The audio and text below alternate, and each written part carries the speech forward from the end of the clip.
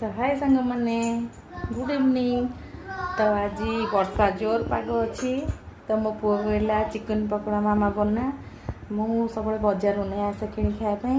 तो आज निजे बनई चलतु देखेबी मुझे बन चिकेन को एमती आदर सब कौन कौन पकई आदरे हल्दी गुंड लंका जीरा धनिया कॉर्नफ्लोर गोटे अंडा पकई अदा रसुण पेस्ट तापरे टिके मैदा तापरे धनिया ए सब पके मैरिनेट कर रखी आपको टिके घंटे पाई मु छाड़ देइथिली।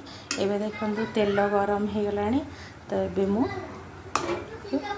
पकेइबी।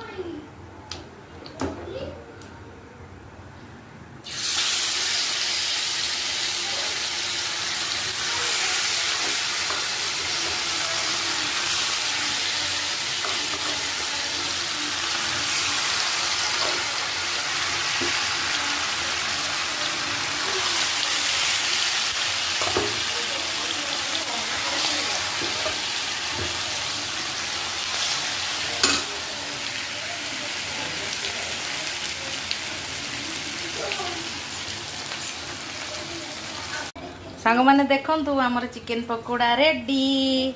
चलंतु देवांश को डाकिबा।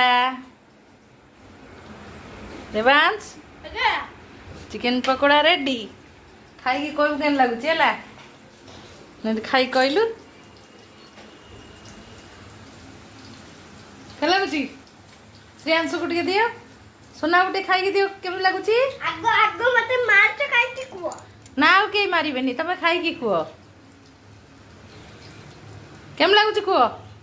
बाबा मु भी निजे तैयारी करछि निजे खाई केम लगुच। पूरा ठीक ठीक सांग माने आपण भी घरे एमती चिकेन पकोड़ा बनातु खास करी वर्षा पागरे बनातु आ खातु। रहिली बाय।